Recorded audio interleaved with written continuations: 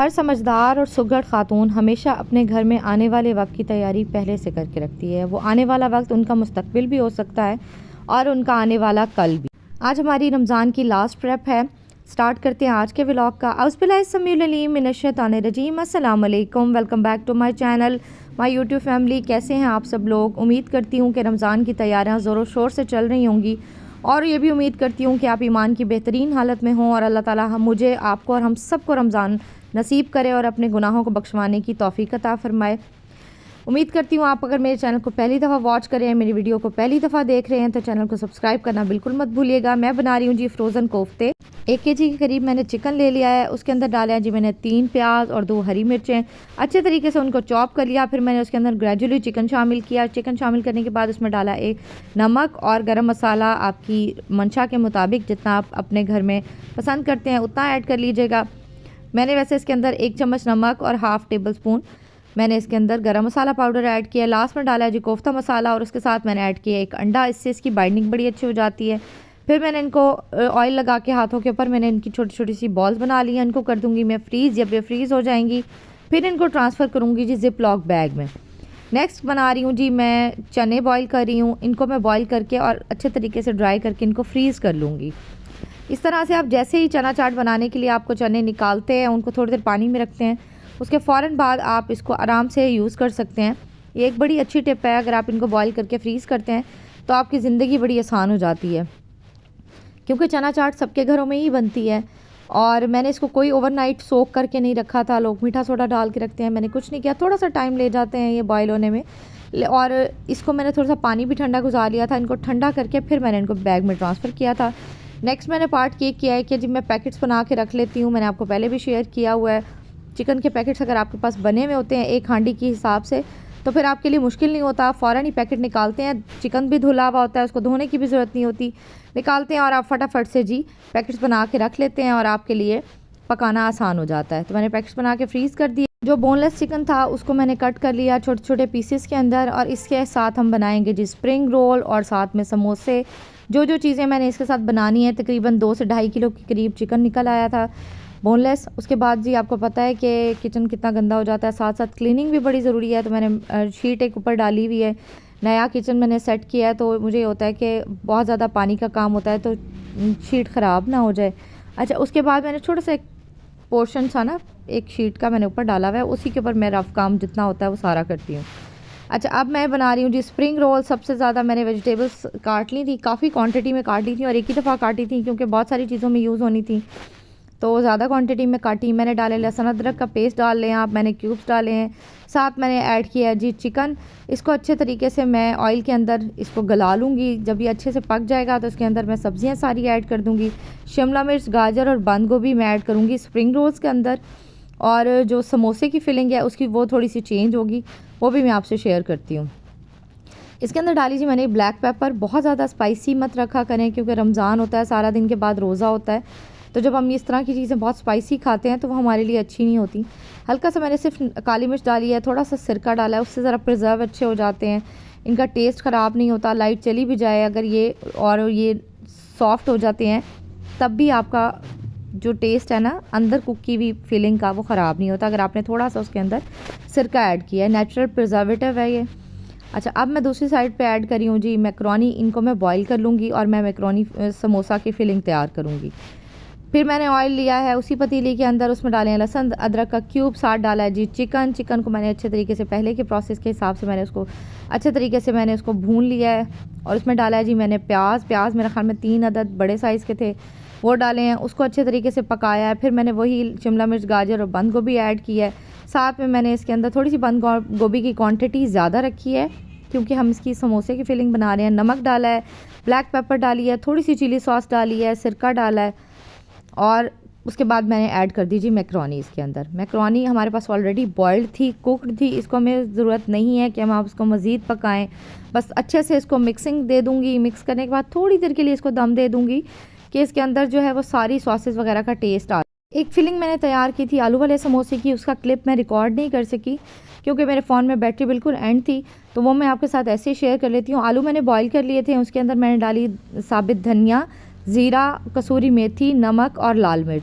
अच्छे से उसको मिक्स करके मैश कर लिया था। बहुत ज़्यादा मैश भी नहीं किया था, बस ऐसे मोटा मोटा सा रखा था, मैश किया था। और साथ ही मैंने समोसों की फिलिंग के लिए मैंने एक आलू वाले समोसे बना लिए थे और एक मैंने बना लिए थे जी मैक्रोनी फिलिंग के समोसे मैंने बना लिए थे। क्यों एक जैसी चीज़ें खा खा के भी बच्चे भी तंग आ जाते हैं और हम लोग भी तंग आ जाते हैं, तो कोशिश ये होती है कि थोड़ी सी वैरायटी ऑफ फूड हो तो आप बोर नहीं होते। सबसे पहले स्प्रिंग रोल बनाए थे मैंने, उसको मैंने आपको एक मैं बना के दिखा देती हूँ कि मैंने इसको किस तरह से रोल किया है। कॉमन जो रोल पट्टी होती है मैंने उसको हाफ़ कर लिया है। स्प्रिंग रोल की फिलिंग डालूंगी अंदर और उसको मैं अच्छे तरीके से मिक्स कर लूँगी। मैदे की मैंने थोड़ी सी स्लरी बना ली थी, उसको बनाया है और उसके साथ मैं इसको अच्छे तरीके से पॉकेट सी बना के रोल बना के मैं इनको फ्रीज़ कर लूँगी। अगर आप इस तरह बना के रख लेते हैं ना, तो एक तो बाज़ार के रोल और समोसे आपको नहीं पता कि किस ऑयल में फ्राई हुए हुए हैं, आपको नहीं पता कि आपने किस तरह से उनको बनाया है, कुक किया है, आपके कुकिंग प्रोसेस के अंदर आपने किस किस चीज़ की एहतियात की है। मेरे ख़्याल में रमज़ान में अगर आपके घर में ये चीज़ें बनी होती हैं ना, तो आपको बाहर से लेके खाने का दिल करे भी तो आपको ज़रूरत नहीं पड़ती। अच्छा, ये मैंने समोसों के लिए उसी तरह रोल पट्टी थी मेरे पास स्क्वायर शेप में, उसको मैंने इसी तरह से हाफ़ कर लिया है। ये मैं इसका समोसा बना लूँगी, हाफ़ कर लिया है और उसके अंदर मैं मैक्रोनी फिलिंग ऐड कर दूँगी। कुछ मैंने समोसे बनाए थे, कुछ मैंने पट्टियाँ अगर टूटी हुई थी तो मैंने उनके बिल्कुल 1 बाइट रोल बना लिए हैं मैक्रोनी के। बस इसी तरह से मिक्स करके मैंने जिस तरह से मुझे मुनासिब लग रहा था मैं उस तरह से करी थी। और पट्टियाँ भी आपको पता है घर की नहीं होती बनी हुई, घर भी बना लेते हैं, लेकिन बहुत टाइम टेकिंग है प्रोसेस, आपको टाइम लग जाता है। तो इस वजह से मैंने घर में नहीं बनाई, मैंने बाज़ार से बनी बनाई पट्टियाँ ले ली थी और इसको इस तरह से समोसे की शेप में दे लूँगी। शेप आप कोई भी दे सकते हैं, अपनी मर्ज़ी की दे सकते हैं। आप इसकी पॉकेट्स भी बना के रख सकते हैं। और पॉकेट्स पे इतनी मेहनत नहीं लगती, लेकिन समोसे को फिल करके रखने में थोड़ा सा टाइम लग जाता है। साथ मैंने बना लिए थे जी आलू वाले समोसे, उनकी शेप मैंने थोड़ी सी डिफरेंट कर ली थी। थोड़ी सी शेप डिफरेंट हो जाए अगर आपके पास अफ्तारी में बच्चे होते हैं तो फिर आपको वो भी ज़रा अट्रैक्टिव हो जाता है बच्चों के लिए खाना पीना, तो इतना कोई मसला नहीं होता। खैर जी, इन सबको मैंने बना के रख लिया था और इन सबको मैंने कर लिया था फ्रीज़। साथ मैंने अपनी जी फ्रिज की क्लीनिंग भी कर ली थी। फ्रीज़र को मैंने चीज़ें बना के रखने से पहले ऑलरेडी क्लीन कर लिया था। और मेरे फ्रीज़र में जो मैंने एक जुगाड़ लगाई हुई है, प्लास्टिक शीट डाली हुई है, तो लोगों का फ्रिज क्लीन करना भी पूरे दिन का एक टारगेट होता है। और अल्हम्दुलिल्लाह जो शीट मैंने डाली हुई है फ्रिज के अंदर, उसके साथ मुझे कोई इतना इशू नहीं होता और बड़ी आसानी से क्लीनिंग हो जाती है। मैं पहले आपसे शेयर कर चुकी हूँ कि मैंने फ्रीज़र के अंदर प्लास्टिक शीट जो डाली है उसकी वजह से एक तो आइस जो है वो जमती नहीं है और आपकी क्लीनिंग जो है वो 5 to 10 मिनट्स के अंदर अंदर क्लीन हो जाती है। आप जैसे फ्रिज को ऑफ़ करते हैं हर चीज़ डिफ्रॉस्ट हो जाती है और नीचे जो लेयर है उसके ऊपर बर्फ़ नहीं जमती, तो हर चीज़ अल्हम्दुलिल्लाह अच्छे तरीके से फ्रीज़ हो गई थी। फ्रिज की मैंने शीट्स चेंज कर ली थी। ये जी मैंने पालक मेथी को बॉईल करके इसको भी मैंने फ्रीज़ करके रखा है और साथ मैंने मटर वगैरह भी फ्रीज़ किए हैं, वो मैं आपसे ऑलरेडी शेयर कर चुकी हूँ। सुहांजने को मैंने बॉईल करके अच्छे तरीके से उसको धो के उसका कड़वाहट निकाल के उसकी भी बॉल्स बना के मैंने फ्रीज़ कर ली हैं और साथ मैंने सारी चीज़ें ज़िपलॉक बैग्स में ट्रांसफ़र कर दी हैं। इस तरह से आपके लिए इजी टू हैंडल होता है। ये देखिए मैंने फ्रीज़र की शीट भी आपसे शेयर कर ली कि मैंने बिछाई हुई है, तो मुझे एज सच इसकी प्रॉपर क्लीनिंग की ज़रूरत नहीं पड़ी। तो मैंने एज़ इट इज़ पहले से क्लीन किया हुआ था, तो एज़ इट इज़ मैंने सारे बैग्स इसके अंदर फ्रीज़ कर दिए हैं। बिल्कुल लास्ट की एक प्रेप रह गई। रात को मैंने आलू इमली को भिगो के रख दिया था। कॉमन जिसको आप इमली बोलते हैं, कुछ लोग उसको आलू इमली बोलते हैं, कुछ लोग उसको खट्टी इमली बोलते हैं, वट जो भी उसको कहा जाता है। मैंने उसको भिगो के रख दिया था रात को। ओवरनाइट सोक होने के बाद बहुत सॉफ्ट हो जाती है ये। साथ ही मैंने आलू बुखारा लिया था, आलू बुखारा को भी मैंने भिगो के रख दिया था ओवरनाइट के लिए, ये भी सॉफ्ट हो जाता है। वैसे तो ये आलू बुखारे की चटनी आप एज़ इट इज़ भी बना सकते हैं, आप उसको सोक करके ना भी रखें, लेकिन उससे थोड़ा सा आलू बुखारा हार्ड हो जाता है, इतना ज़्यादा थोड़ा सा डिज़ोल्व होने वाला नहीं होता। अच्छा, अब इसको मैंने ओवरनाइट सोक करके रख दिया था। मेरे पास टाइम था तो मैंने इसको ओवरनाइट सोक करके रख दिया था। अगर आप नहीं करना चाहते ओवरनाइट सोक तो इट्स ओके, आप गर्म पानी डालेंगे इसके अंदर, गरम पानी डालेंगे तो आप इसको उस तरह से भी बना सकते हैं, लेकिन मेरे पास टाइम था तो मैंने इसको कर दिया था। अब जी पैन के अंदर मैंने सबसे पहले आलू बुखारे की चटनी बनानी है। पैन के अंदर डाला है मैंने वही वाला सोक किया हुआ आलू बुखारा। आप देखें कि बड़ा बड़ा मोटा मोटा हुआ है, तो सोक करने का एक फ़ायदा ये होता है कि बड़े आराम से ये पक जाता है। फिर मैंने इसमें डाला नमक, इसको अच्छे तरीके से बॉईल किया। थोड़ा सा इसके अंदर मैंने फूड कलर ऐड किया है, खजूरें ऐड की हैं, साथ मेरे पास किशमिश पड़ी हुई थी वो ऐड की है, थोड़े से पिस्ते पड़े हुए थे वो डाले हैं। आप इसके अंदर इस आलू बुखारे की चटनी में अपनी मर्ज़ी के कोई भी ड्राई फ्रूट्स ऐड कर सकते हैं। फूड कलर इसलिए डालती हूँ कि ज़रा अच्छा सा कलर आ जाता है। इसको मैं अच्छे तरीके से पका लूँगी। इसके अंदर मैंने चीनी ऐड की थी और प्रिजर्व करने के लिए ऑलवेज़ मैं सिरका ही ऐड करती हूँ। कुछ लोग टाटरी ऐड करते हैं, कुछ लोग लेमन जूस ऐड करते हैं, लेकिन मेरे ख्याल में सिरका एक बेस्ट ऑप्शन होती है। चीनी ऐड किया मैंने, जब ये अच्छे तरीके से गाढ़ा हो जाएगा, इतना हो जाएगा, ठंडे होने के बाद ये और बहुत ज़्यादा गाढ़ा हो जाता है, तो आपने इसको इतना पतला पतला रखना है कि ये जब ठंडा हो जाए तो आप इसको बहुत ज़्यादा थिक ना हो जाए। बाकी सारी चीज़ें मैंने इसमें ऐड कर दी हैं। खजूरें आपने बिल्कुल लास्ट मिनट पे ऐड करनी है, क्योंकि वो भी डिज़ोल्व होने लग जाती हैं, तो चंकी चंकी सी आए, मुंह में टेस्ट आए तो वो ज़्यादा मज़े का लगता है। सिर्फ 2 टेबलस्पून मैंने इसके अंदर डाला है सिरका, और ये इसके लिए इनफ हो जाएगा। उसके बाद मैं इसको ठंडा होने के लिए छोड़ दूँगी, और जब ये ठंडा हो जाएगा तो इसको जार में ट्रांसफ़र कर लूँगी।